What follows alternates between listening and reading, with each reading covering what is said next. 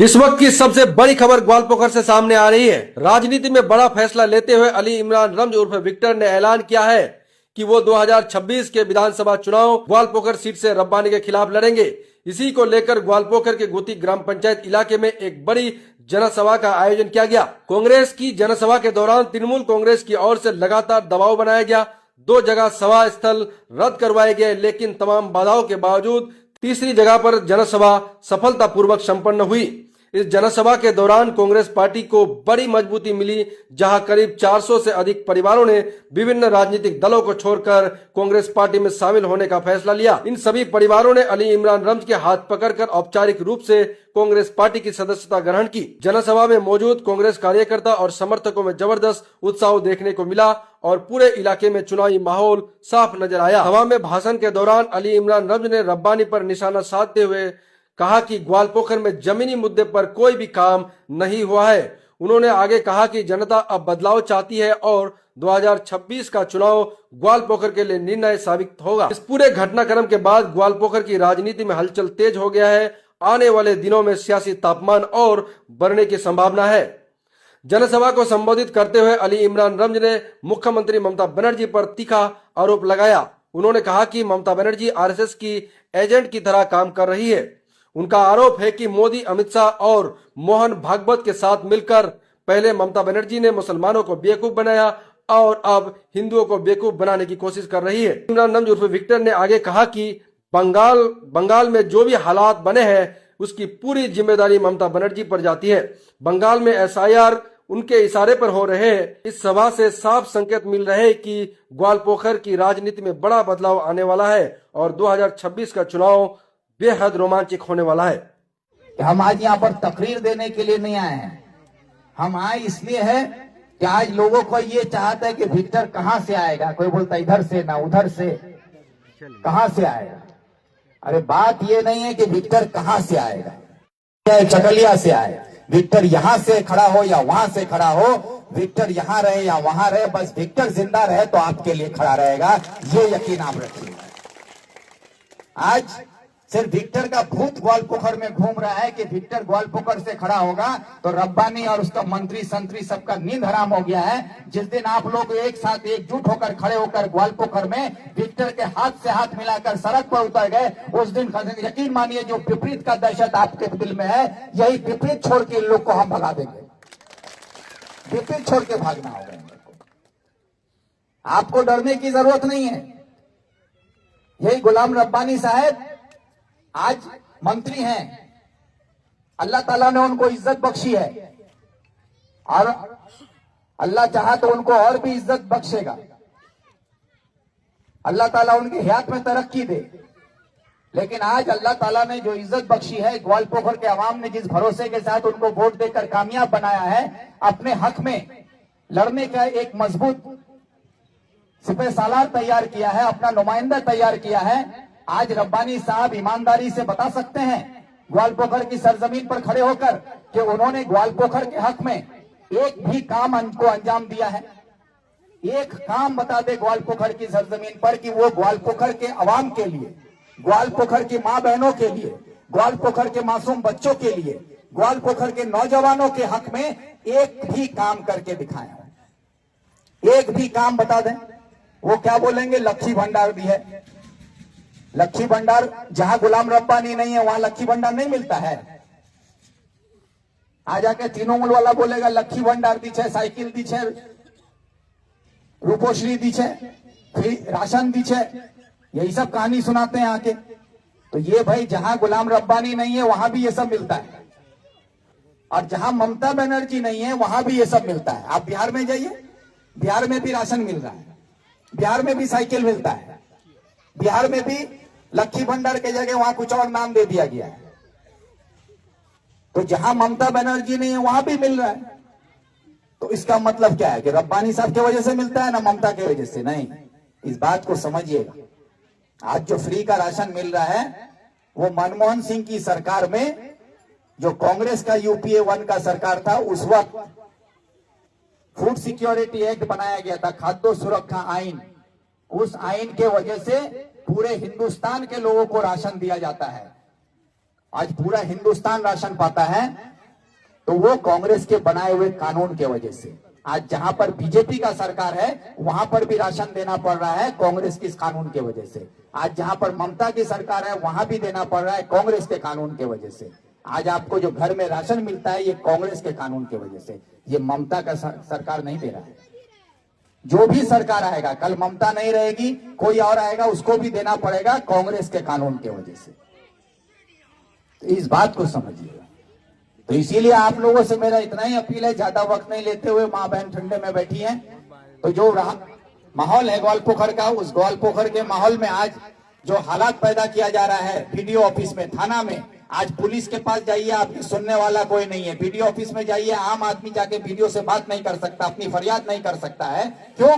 क्योंकि आप लोग ग्वालपोखर के लोग, आज आम आवाम जो वोट देते हैं वो हक आपसे छीन लिया गया है, जमहूरियत खत्म हो गया है। यहाँ पर कितने लोग हैं जो बूथ में जाके वोट दे पाए थे? अगर हाथ उठा के ईमानदारी से बोलिए तो आधा से ज्यादा आदमी को वोट देने नहीं दिया गया था। ये हालत है कि आपको वोट देने नहीं दिया गया। जबरदस्ती आपके बूथों को दखल करके आज वहां पर जबरदस्ती का सर्टिफिकेट छीन के काउंटिंग हॉल में 2 नंबरी करके आज ये लोग ओहदे पर बैठा हुआ है। और लालच इतना कि एक गुलाम रब्बानी को मंत्री चाहिए।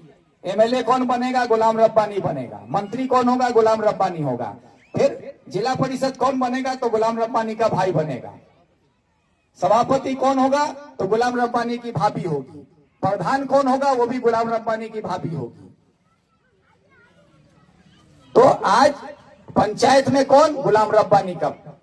समिति में कौन? गुलाम रब्बानी। जिला परिषद में कौन? गुलाम रब्बानी। एमएलए कौन? गुलाम रब्बानी। मंत्री कौन? गुलाम रब्बानी। सारा चीज गुलाम रब्बानी के पास है कि नहीं? तो भाई ग्वालपोखर में बाकी जो तृणमूल का नेता लोग हैं, आप लोग क्या करने के लिए हैं? रब्बानी साहब के पीछे खाली दो मिलाने के लिए?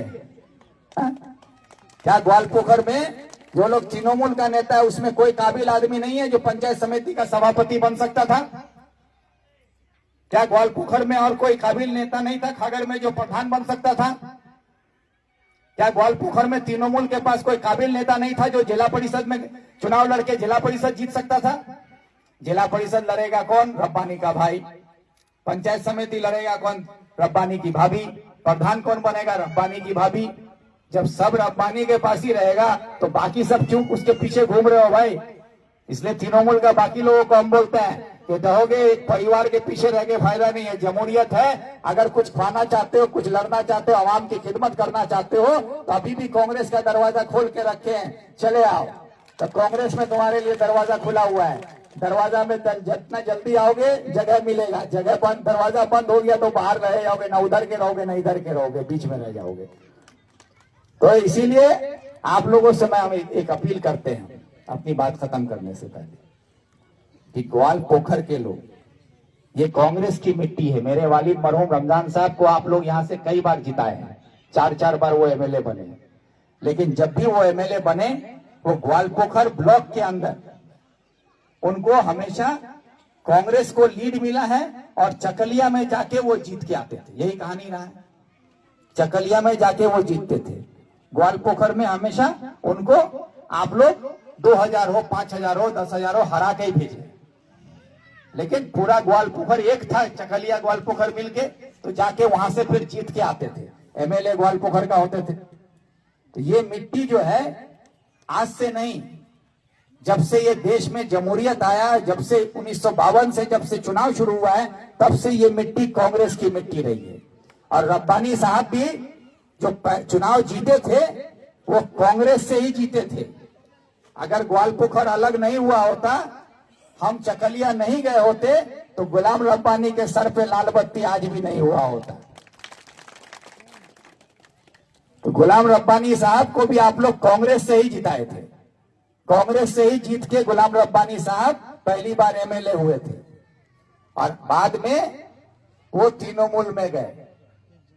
और तृणमूल में जाने के बाद यही गुलाम रब्बानी साहब जो कांग्रेस के लोगों ने उनको वोट दिया था, उन्हीं लोगों पर जुल्म सितम ढाया, उन्हीं लोगों को मजबूर किया, उन्हीं लोगों को डराया धमकाया, उन्हीं को मजबूर करके तृणमूल में शामिल करवाया। और इस इलाके में जो अमन के साथ, शांति के साथ हर एक माँ बहन अपना वोट दे सकती थी, हर बड़ा बुजुर्ग अपना वोट डाल के अपना नुमाइंदा चुन सकता था, इस इलाके के आदमी के पास जो जमहूरियत का जो हक था, उस हक को छीनने का काम गुलाम रब्बानी ने किया है, उनकी लीडरशिप में हुआ है। तो आज आपके पास मौका है कि आने वाले चुनाव में जो हमारा जमहूरियत को छीना है गुलाम रब्बानी, जो यहाँ पर हमसे हमारा हक छीना है गुलाम रब्बानी, जो आज हमारी माँ बहनों को आज लाइन में खड़ा किया गया है, उसके लिए जिम्मेदार ये ममता है। उसको मुंह तोड़ जवाब देने का वक्त आ गया है। आने वाले 26 में आपको उस पर जवाब देने के लिए तैयार होना होगा। कांग्रेस का हाथ मजबूत करते हुए, कांग्रेस के हाथ को मजबूत करने के लिए आपको अगर एक नाम चाहिए कि वो नाम कौन होगा, तो वो नाम आपके सामने खड़ा है, वो विक्टर, जिस नाम के साथ आप ग्वालपोखर में भी लड़ सकते हैं और मगरबी बंगाल के किसी भी कोने में खड़े होकर विक्टर के नाम के साथ आप पूरी हुकूमत को ललकार सकते हैं। जो आज हुकूमत में बैठी ममता बनर्जी है, जिसका डर दिखाकर, जिसके नाम पर, जिसके दबदबा पर आज रब्बानी साहब, यहाँ का पुलिस प्रशासन आज आप पर जुल्म करता है, ये ममता बनर्जी भी अगर विक्टर का नाम सुन ले और आमने सामने विक्टर को देख ले, तो उस ममता बनर्जी को भी अपनी नानी याद आ जाती है। तो ये याद रखिएगा, ये वही विक्टर है जिसके सामने आपका यही रब्बानी साहब, यही इमाद साहब के दौर में इसी ग्वालपोखर की सरजमीन पर एक दौड़ बना दिया गया था। एक बात का चर्चा था कि घाघर पंचायत में कभी बोले इमाद साहब या प्रधान साहब के अलावा, रब्बानी साहब के परिवार के अलावा कोई और प्रधान नहीं बन सकता है, हाँ कि नहीं? लेकिन 2009 में जब आप लोग हमको यहां से एमएलए चुने थे, तो 2010 में मोनी को प्रधान से हटा के हम फिरोज को प्रधान बना के दिखा दिए थे। तो आज आप लोगों के लिए ही लड़े थे ताकि उसका गुंडा राज को खत्म किया जाए। लेकिन अफसोस कि चकलिया अलग हो गया, ग्वालपोखर अलग हो गया, हम वहां चले गए, तो आज यहां पर इन लोगों का गुंडागर्दी कायम हो गया। तो आज भी विक्टर तो कल भी वही था, आज भी वही है, इंशाल्लाह आप लोगों का दुआ रहा तो कल भी वही रहेगा। कल भी हम आपके लिए लड़ते थे, आज भी आपके लिए लड़ते हैं और कल भी लड़ेंगे। सिर्फ आप लोग एकजुट होकर रहिएगा, यही मेरी अपील है। और एसआईआर में घबराने की जरूरत नहीं। जो बात हम